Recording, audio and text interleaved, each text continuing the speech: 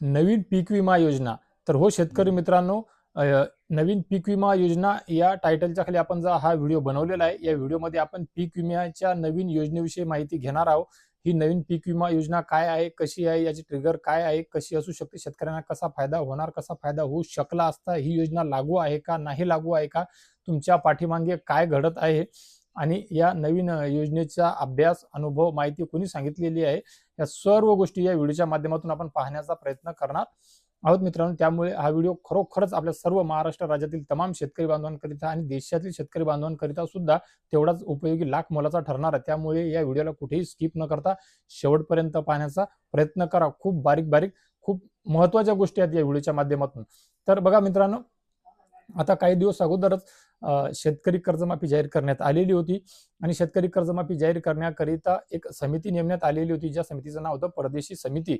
आणि त्या परदेशी समितीच्या कर्जमाफी संदर्भातल्या अभ्यासाच्या नुसार आणि अभ्यासासोबतच शेतकऱ्यांना कर्जमाफी द्यायची काय, शेतकऱ्यांकरिता काय काय करता येईल, शेतकऱ्याला कुठे कसा लाभ देता येईल, या संदर्भातल्या शिफारशी घ्यायच्या होत्या। या शिफारसी देत असताना, कर्जमाफीची माहिती देत असताना परदेशी समितीने खऱ्या अर्थाने शेतकरी बांधवांकरिता पीक विमा कसा देता येईल, पीक विम्याची योजना कशी राबवता येईल, पीक विमा योजनेमध्ये कोणते ट्रिगर लागू करता येतील, कोणते बदल करता येतील, याकरिता खूप महत्त्वाच्या, खूप चांगल्या अनुभवातून शेतकरी उभा राहील, शेतकरी सावरल, शेतकरी मरणाच्या दारातून वाचल, आत्महत्येतून वाचल आणि कुठे ना कुठे शेतकऱ्याला खूप मोठ्या प्रमाणात, चांगल्या प्रमाणे मदत होईल, या प्रकारच्या काही शिफारशी होत्या त्या परदेशी समितीने दिलेल्या होत्या। कृषी विभागाला दिलेल्या होत्या, कृषी विभागाच्या माध्यमातून राज्य सरकारला सुद्धा दिलेल्या होत्या। तर त्या कशा होत्या, काय होत्या, ते सुद्धा आपण पाहण्याचा प्रयत्न करणार आहोत। तर मित्र बघा, या वर्षी हळद या पिकाकरिता पीक विमा लागू करण्यात आलेला आहे आणि हळद या पिकाकरिता ज्या प्रकारे 3 ते 4 ट्रिगर ठरवण्यात आलेले आहेत मित्रांनो, त्यानुसारच सेम सारखे हळदीप्रमाणे जे ट्रिगर आहेत तेच ट्रिगर खरीप आणि रब्बी या पिकांकरिता सुद्धा शेतकऱ्यांकरिता राबवण्यात यावे, अशी शिफारस करण्यात आलेली होती मित्रांनो। आणि त्या ट्रिगरमध्ये इतके चांगले ट्रिगर आहेत मित्रांनो ते, की विचारूच नका। म्हणजे ज्याप्रमाणे हवामान आधारित जे धोके आहेत, जसे की पावसाचा खंड, कमी पाऊस, अतिवृष्टी, पूर परिस्थिती किंवा उष्णतेची लाट, इथपर्यंत सुद्धा त्या शिफारसीमध्ये उल्लेख होता मित्रांनो।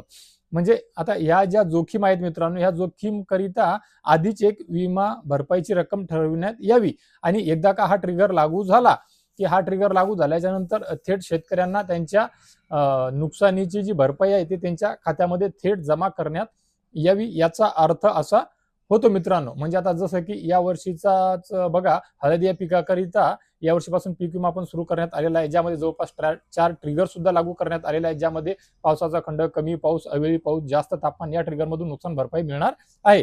त्यानुसारच खरीप आणि रब्बी पिकाकरिता सुद्धा 4 ते 5 ट्रिगर राबवण्यात यावे आणि ते ट्रिगर लागू झाल्यानंतर एक ठराविक रक्कम, ज्याप्रमाणे आता हळदीकरिता पावसाच्या खंडामुळे शेतकऱ्यांना हेक्टरी आपण 27,000 रुपये भरपाई थेट जमा होणार आहे आणि असे डबल 3 ते 4 ट्रिगर आहेत, त्यानुसारच त्या रक्कमा सुद्धा जमा होणार आहे। म्हणजे जी रक्कम जवळपास पूर्ण त्या काळामध्ये मिळून 1,80,000च्या जवळपास ती होते।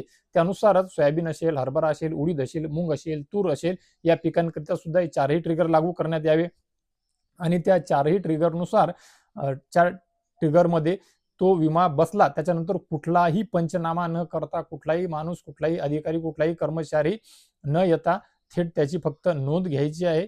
हवामान खात्याकडून असो किंवा त्यांच्याकडून जे काही ज्या सुविधा कृषी विभागाच्या माध्यमातून, पीक विमा कंपनीच्या माध्यमातून सेवा सुविधा राबवल्या जातात त्यानुसार, म्हणजे जेणेकरून काय होईल, यामध्ये भ्रष्टाचार होणार नाही, पैशाची देवाणघेवाण होणार नाही, खरं खोटं होणार नाही, कुठे कमी पाऊस झाला, कुठे काही जास्त झाला, काही अधिकाऱ्यांनी कागदपत्र जमा करून घेतले आणि घरी नेऊन फेकून दिले किंवा ऑनलाईन केलंच नाही, मोबाईलमध्ये दाखवले की आम्ही करत आहोत, करायचा प्रयत्न नाही, इथे रेंज नाही, आम्ही पुढे जाऊन करतो, 2 किलोमीटर जाऊन करतो, तुम्ही निश्चिंत राहा, त्यांच्याकडून पैसे घेण्यात आले। खूप ठिकाणी हे प्रकार घडलेले। असे प्रकार न घडता शेतकऱ्याला न्याय मिळावा, एखाद्या शेतकऱ्यावर कमी पाऊस झाला, एखाद्या शेतकऱ्याच्या बांधावर जास्त पाऊस झाला, असे प्रकार घडल्याच्या नंतर त्याच्यावर अन्याय होऊ नये, या सर्व गोष्टीकरिता या गोष्टी करण्यात आहे। म्हणजे कसं, आता हळद पिकाचंच आपण पाहिलं की कमी पावसाच्या ट्रिगर करिता एक ठराविक रक्कम ठरवण्यात आलेली आहे आणि ही ट्रिगर लागू झाला की शेतकऱ्याच्या खात्यात ही रक्कम जमा करण्यात येणार आहे। त्यानुसार उष्णतेमध्ये सुद्धा तीच परिस्थिती, म्हणजे कसं की जास्त तापमान वाढले तर पिकावर जो परिणाम होतो किंवा तो किती झाला, किती प्रमाणामध्ये झाला, हे कुठेही न पाहता एकदा का ट्रिगर लागू झाला की बघा त्याला सलग 30 दिवस म्हणजे 30 डिग्री सेल्सिअस म्हणजे 30 अंश सेल्सिअस किंवा त्यापेक्षा अधिक जास्त तापमान असल्यास हा ट्रिगर लागू झाल्याचे ग्राह्य धरल्या जाणार आणि त्यानुसार ती रक्कम त्या शेतकरी बांधवांच्या खात्यामध्ये जमा करण्यात येणार. मित्रांनो, यामुळे भ्रष्टाचार कमी होईल, शेतकऱ्यांना फायदा होईल.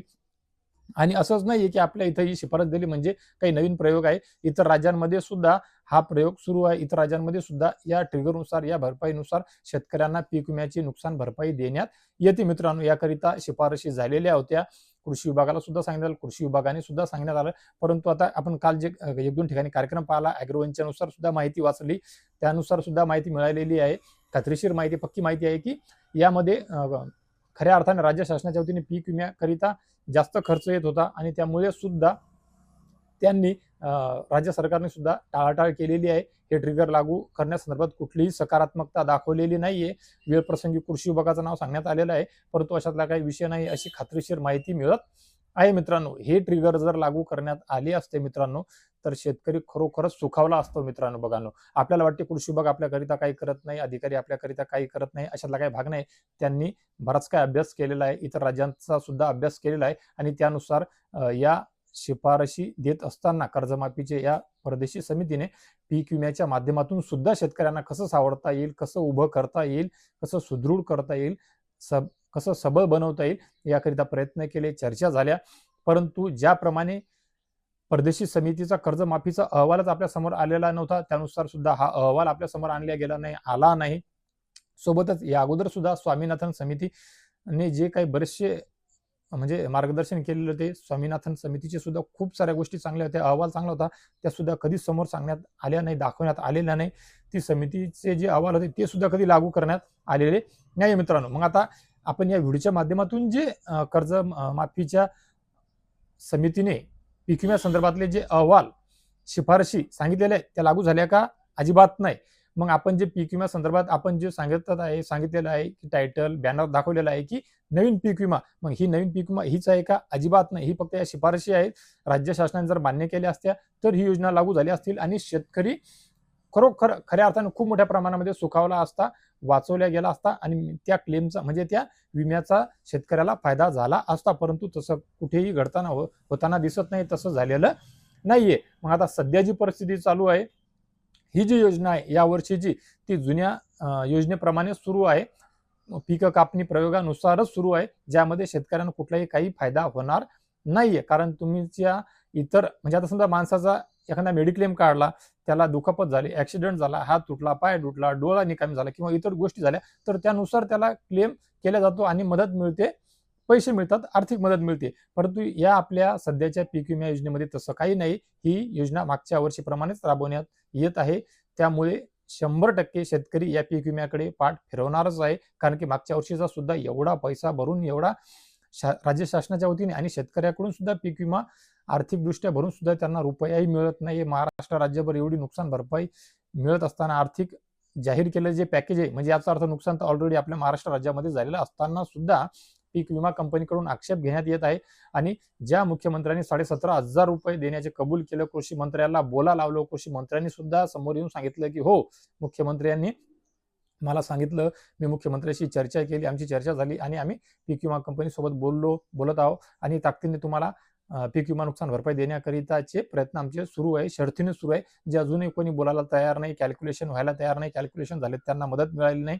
काही भागातच ₹1, ₹2, ₹100-200 रुपये मिळाले, बाकी पीक विमा मिळालेला नाहीये. मित्रांनो, आणि एवढंच काय तर ज्यावेळेस मागच्या वर्षी नुकसान झालं होतं म्हणजे 7-8 महिन्या अगोदर, त्यावेळेस खूप साऱ्या बातम्या यांच्या माध्यमातून सुद्धा सांगण्यात आलेले होते की या वर्षी म्हणजे आता 26-27च्या आर्थिक वित्तीय वर्षामध्ये पीक विमा योजनेमधले ट्रिगर बदलल्या जाणार आहेत आणि वेगवेगळ्या माध्यमातून शेतकऱ्यांना पीक विमा या योजनेच्या माध्यमात बदल करून शेतकऱ्यांना खूप चांगल्या प्रकारे ही पीक विमा योजना राबवून त्यांना मदत देण्याचा प्रयत्न होणार आहे असं सांगण्यात येत होतं. 7-8 महिन्यापासून बऱ्याचशा बातम्या अशा आलेल्या होत्या, परंतु त्या बातम्या सुद्धा फोल ठरलेल्या आहे आणि तसं काही झालेलं नाहीये. मित्रांनो, तर मित्र आता पीक विमा योजनेसंदर्भात तुमचे प्रश्न काय असतील, तुमचं मनोगत काय असेल, तुमच्या शंका कुशंका काय असतील, तुम्हाला काय वाटते, तुमचे सजेशन, तुमचं मार्गदर्शन 100% तुम्हाला सध्या चालू असलेली पीक विमा योजना योग्य वाटते का?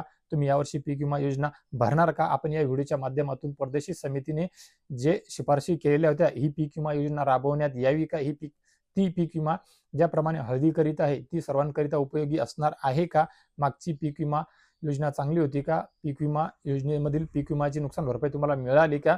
सरकारने काय करावं? राज्य सरकारची काय भूमिका असावी? शेतकऱ्यांची काय भूमिका असावी? या संदर्भात 100% कमेंट बॉक्समध्ये हा व्हिडिओ तुमच्यापर्यंत पोहोचल्याच्या नंतर तुमच्या प्रतिक्रिया नोंदवा शेतकरी मित्रांनो. हे नका बघत बसू की हा व्हिडिओ किती झाला, मी काय बडबड केली काय नाही. लाख मोलाचा व्हिडिओ आहे, एक एक गोष्ट लाख मोलाची आहे. होऊ शकते माझ्या बोलताना काही गोष्टी रिपीट झाल्या असतील, परंतु परदेशी समितीने ज्या शिफारशी केलेल्या आहेत त्यानुसार जो आपण हा व्हिडिओ ही माहिती आपण सर्व महाराष्ट्र राज्यातील देशातील शेतकऱ्यांपर्यंत पोहोचवण्याचा प्रयत्न केलाय. हा माझ्या मते तरी खरोखरच लाख मोलाचा असणार आहे. लाख मोलाची माहिती या व्हिडिओच्या माध्यमातून तुमच्यापर्यंत उघड होत आहे, तुमच्यापर्यंत पोहोचत आहे. तर मित्रो, या व्हिडिओच्या माध्यमातून तुर्तास एवढेच. भेटूया एका नवीन व्हिडिओच्या माध्यमातून तुमच्या आमच्या नवीन उपयोगी माहितीसह. आणि मी माझ्या व्हिडिओच्या अखेरी सांगतो आणि त्यानंतरच्या अजून एका व्हिडिओमध्ये आणतो. त्यानुसार भेटूया अजून एका गोड बातमीसह. तोपर्यंत धन्यवाद शेतकरी मित्रांनो.